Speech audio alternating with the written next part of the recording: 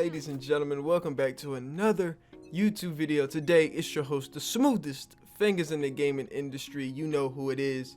It's your man, ZahAZ. Welcome back to another gameplay video. Today, got a different topic for you guys, a little different one. I've been debating on doing videos like this for a little bit now. I've just been trying to craft it and make sure I deliver this in a meaningful, creative, and blissful way. Because I feel like when you bring this message or when you talk about the gospel in any way, you must be as pinpoint accurate, as gracious, and as loving as possible to do these things. Because what you say has such an effect, not only on the reality that we live in and the situations around you, but it also has an effect on the people that you are discussing. And today, that's what this video is about. Today I'm going to be discussing how video games were able to have me and allow me to see this perfectly clear, and it actually led me to the message of Yeshua, Jesus Christ. Now, before we begin, this is just off my experience and how I am interpreting my experience. You can have a different viewpoint if you would wish, and you can have a different viewpoint if you would like, and that's not my discussion here. We can debate Jesus and if he existed or not anytime in any other video, but for the sake of this video, this is just about my experience and trying to correlate it as well as help others in the gaming community who necessarily don't know God, have fallen away from God, or simply just want to listen to another great story by ZahAZ himself. But anyways, ladies and gentlemen, today it is all about making sure that I provide this message in a great way. And the best way to provide this message in a great way is to show this from my point of view. So for this video, I'm not going to be objective. I'm going to be subjective. And a lot of my videos, I really are subjective. Obviously, it's my opinion, but I try to be more rational when I provide a gameplay commentary or when I'm talking about a game, because the game is usually different. It's seen by different people, but in my experience, obviously nobody else is seeing it but me and God. So just bear with me for that. I don't want to continue rambling on about it. Just know that that's how I feel about this topic, and we're gonna get right into this. So I'm also looking at developing more stories like this. I want to tell more of my stories because many people who I talk to and I have friends with in real life, and some of you guys on Discord and Twitter have messaged me wanting to hear stories. You enjoy me as a person, and I think we can get a little bit more in depth in that, and I think that's an area I can improve in. So if you enjoyed the video, let me know in the comment section below, and let's get into the topic. So over the years, I've played video games, and if you guys don't know my story, I encourage you to check out the video that I did where it says where it all began or where it all started, which is where I talked about Modern Warfare 2 and how I was sucked into the YouTube and gaming scene. So I encourage you to watch that video. I'll give you a little bit more of a background on what I'm about to discuss here. But for this video, I'm discussing what exactly the video games did to get me to understand the message of Yeshua and to approve the message of Yeshua in my heart. So basically, over time, I really got fascinated with the creative structure of video games. I thought the way people made things, the way people crafted things was some of the greatest stuff I had ever seen. If anybody creates or has a fascination with creating, whether it's an art design, whether it's Photoshop, whether it's editing. Some people, it's even having a kid. That is considered art design because you are creating something. It's in our lifeblood.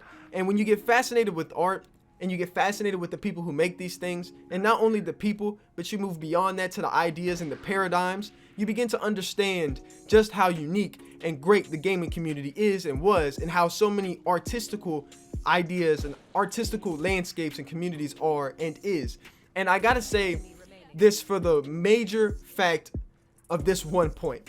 I think gaming is single-handedly the most important thing in ideology as far as new age movements or new age growth to exist right now. Gaming is the focal point of not only youth, but men and women everywhere. And it's so critical that we focus on developing the gaming aspect of history, knowledge, and the importance of sharing the gospel, because if we don't do this right now, we could lose a whole generation to this. And you know what happens if you lose generations. It's in the Bible about Israel and how Israel just never seems to get it, and they always lose a generation, and that's when the downhill cliff and everything like that starts.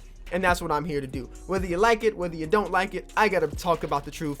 I'm obligated to do it, and you are as well. If you're a Christian or you believe in the gospel, you got to do these things. So I became fascinated with gaming in general and how gaming was associated with the creative aspect of the Bible. The reason I was able to find the Bible was not only just by family experiences and some of the stuff that I was learning about in whether it was school or churches or some of the people that were around me, was that I found a fascination with creation itself.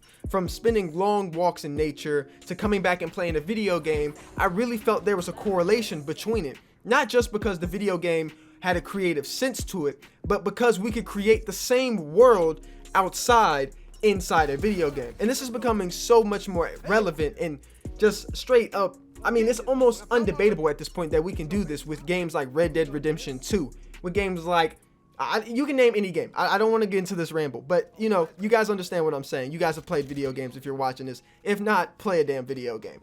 But it became way more evident when I was seeing single player games get very, very detailed. Back in the day, I thought Red Dead Redemption 1 was the most accurate depiction of real life I had ever seen. And I became fascinated with this idea. So I decided to start understanding not only scripture better, but the creative aspect of scripture better. And this led me to the Bible for one main reason. I wanted to learn how to create. I feel like our single focal point as a human race, as a society, as anything, is reproduction and the creation of not only life, but the creation of inspiration within that life. What you can do to not only inspire people, but to get with people and understanding people is second to none. That is the most important thing, not only in scripture, but in our hearts as well. And it should be in our hearts as well. Whether you're white, black, Native American, yellow, green, Chinese, it don't matter. We all live on the same earth. It's that simple. I think everybody understands that to a point. Maybe not everybody, but at least somebody has somebody close to them. You guys get what I'm saying here. So basically what I was trying to get at in this video and what I'm trying to tell you guys is, if we really start to hone in on the understanding that video games hold this incredible potential to study scripture, and not only just study scripture, but to show that the art of creation itself within life and the real world in general, in this universe in general, we can really start to understand how to capitalize on this trend that video games is setting. And again, I'm not against video games, clearly, but a lot of people are against video games. And it's sad to see, because what video games show and what some of these creators, these developers, and these publishers have shown is that video games hold this unique premise, this unique idea, this unique paradigm to help not only grow us further as humans, but to grow us closer to Yahweh God himself, the creator of all. And that's something that we should take not only extremely pride in, and I don't like saying the word pride because it's really not a good thing sometimes, but if we can really delve deep into that aspect, I feel like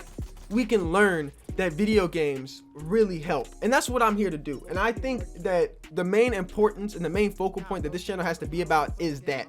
And I think what I need to start doing and what we need to start doing is start looking at how video games and how the real world can come together instead of always seeing them as separate. Now, I understand some games need to be separate. The GTA 5s, the Red Deads, and some games need to understand that they are different from reality, which is why I don't play games like VR and stuff like that. I don't want that intruding on my senses. I want it always to be separate, which I encourage you to do as well. Unless you can stay separate from the game and not lose yourself in the game, I highly recommend staying away from games that are like VR. But if you can easily separate that, you can easily tell the difference, you don't have that problem, continue doing that. And that's a topic for another video, and we can dive into that in a whole nother discussion. But ladies and gentlemen, that's how I ended up finding not only Christ through the gospel, but understanding the message and the principles of the gospel itself, because a lot of people have found Christ, but a lot of people really don't understand the message of Christ and how Christ works, and they really don't understand that video games can help bridge that gap as well, if you're into that and you want to know as much as I want to know. So ladies and gentlemen, it's your boy Zah AZ. Bless up. As always, God bless. Make sure you continue your research and knowledge. Wisdom is the key, and I'll see you in the next one.